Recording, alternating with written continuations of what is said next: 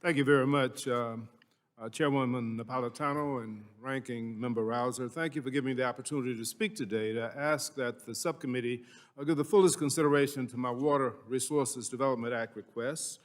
I also want to commend the leadership of Chairman DeFazio and Ranking Member Graves for their important work on this issue as well. I submitted 5 requests to the committee which will address longstanding environmental and infrastructure concerns that have an impact on Georgia's 2nd Congressional District and throughout the state. My first priority is to address the perennial problem of aquatic invasive species, particularly hydrilla, that have plagued Lake Seminole for the past 20 years. Many areas of the lake are inaccessible because of hydrilla and aggressive weed.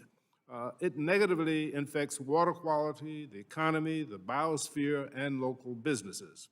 I'm joined by both Congressman Lawson and Congressman Dunn of Florida in asking that the subcommittee identify hydrilla as an additional aquatic invasive species of concern by amending Section 1108 of the Water Resources Development Act of 2018, which directs the Army Corps of Engineers to research their prevention, management, and eradication.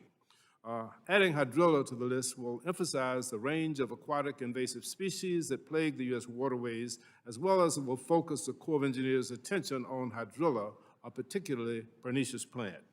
My next 2 requests would greatly improve water quality and water infrastructure in Albany, Georgia. One request would address combined sewer overflow. During hard rains,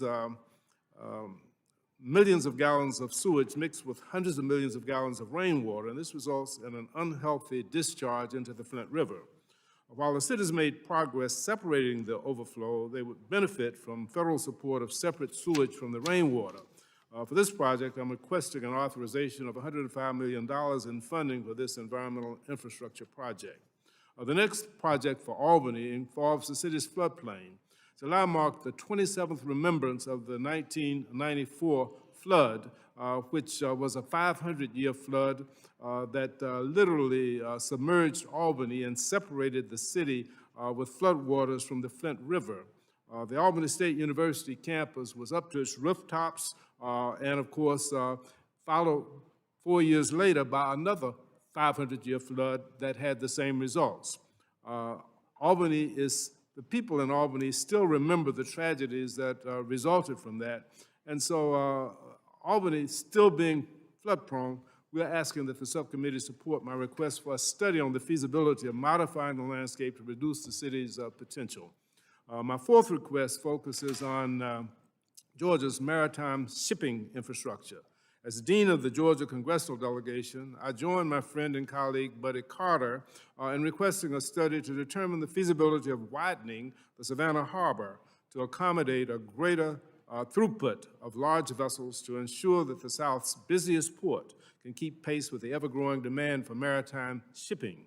The Port of Savannah is the pride of Georgia, particularly in its role as the biggest, busiest, and most economically productive port in the region.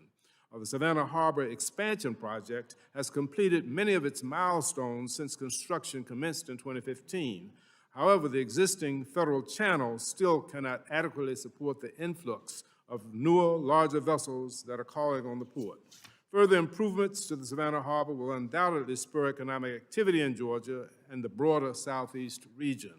Finally, I'm requesting that the Corps of Engineers study the feasibility of utilizing a forecast-informed reservoir operation system in the Apalachicola-Chattahoochee-Flint River Basin. The FIRO system is an approved core policy and a flexible and adaptive water management tool to help water managers make decisions about holding back or releasing water from reservoirs based on modern meteorological, river flow, and other forecasting methods and metrics. With climate change causing increased rainfalls and intermittent drought, forecast-informed reservoir operations in the ACF River Basin will provide the necessary flexibility to meet future climate conditions. I'm grateful for the opportunity to testify on behalf of my word of request. I look forward to working with the committee to provide information and to answer any further questions. Thank you, and I yield back the balance of my time, 20 seconds. Thank you for your prompt response.